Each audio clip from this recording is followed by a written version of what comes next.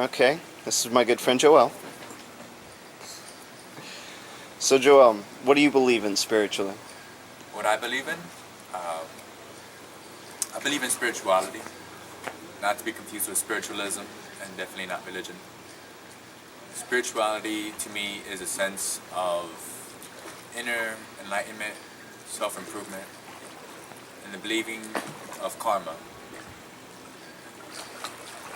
Self-improvement is in basic something like Buddhism. You will always try to improve yourself in every way possible. Feel compassionate for the people that are around you. Feel love.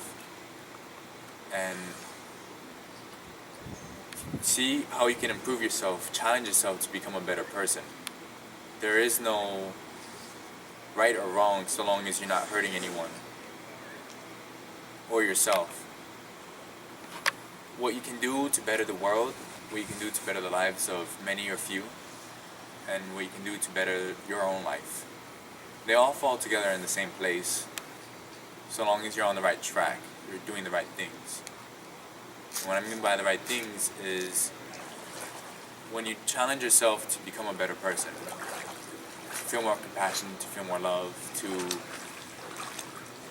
be smarter, to be better, athletic, brainiac,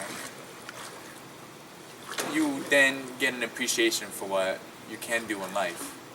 And when you are happy, you then spread that to others as well.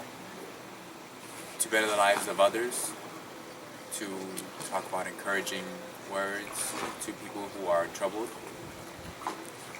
and give them advice on how to go about bettering their lives. And from there on, it's just paying it forward. People will then spill that happiness onto others, and so on and so forth. To then believe in karma is almost the same as improving yourself to improve others. Because when you give something good to someone, it comes back to you threefold. Because you have thought it, you said it, and you did it. Karma is a great way of showing you what kind of person you really are.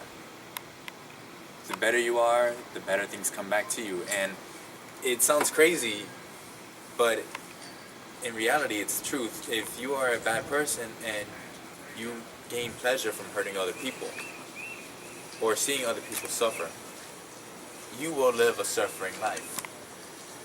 You will not know what real love is. You will not understand what it is to have that companionship next to you, because you will not live a life who wants companionship. But if you're a good person and you decide that you want to only spread good around you, for example, you see a homeless person on the streets and you know they're starving, you know they're hungry. So you go up to them and offer them food, you take them out, you feed them, you treat them. And you get to talk to them and understand who they are, what's their name, and what they've been through. You get a sense of appreciation from their gratefulness. It is mind-blowing to see a homeless person smile at you because attention was paid to them. And food, simple things. It doesn't take $100. It takes a $5 sub, a cup of water, and 5 minutes. And you see that gleam in their eye, their smile, and you know you did a good thing.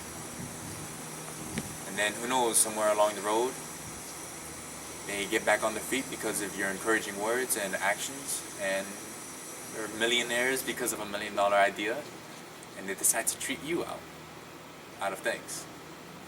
So, That's karma.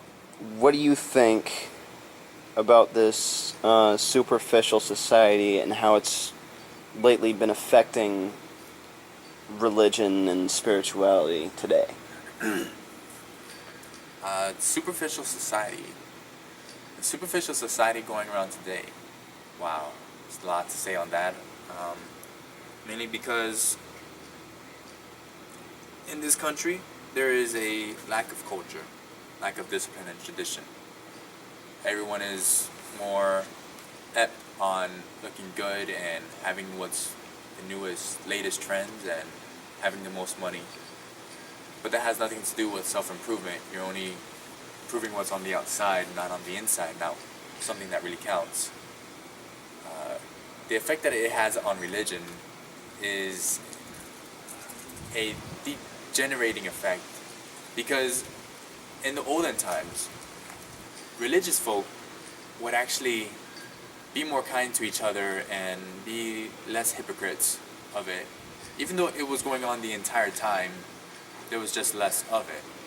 People would actually be more God-fearing and graceful and bliss, heading to church, and that's how they ran their life. Not saying all religion is perfect, because there was no perfection in religion. It's always been flawed. But the further the time has moved on, the more corrupt religion has become. It has affected the lives of many people, because society's view today also affects the superficial view of society today has affected religion to such an extreme way that even though the message has stayed the same, the output that people have done on this message is changed in such a drastic way, where I would say I'm a God-fearing person. I go to church every Sunday, every Saturday, every Wednesday, yet I choose to not follow what the church says. I only do it so that I may appear to be a good person on the outside, where really I'm just a selfish prick who wants nothing to do with religion, and I'm only following it because I have one ultimate goal: salvation.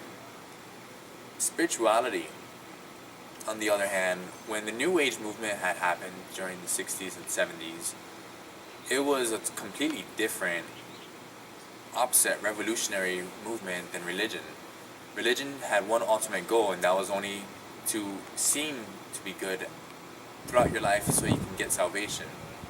But spirituality, the New Age movement, the people were actually good. They felt compassion, and they wanted that to spread around the world. They want the world to change for the better, instead of having this dark cloud loom over it. Spirituality, in a sense, has changed throughout the time as well. Of course, just like everything else, it has adapted to modern times. But the message and act about it has stayed the same versus religion. Yeah.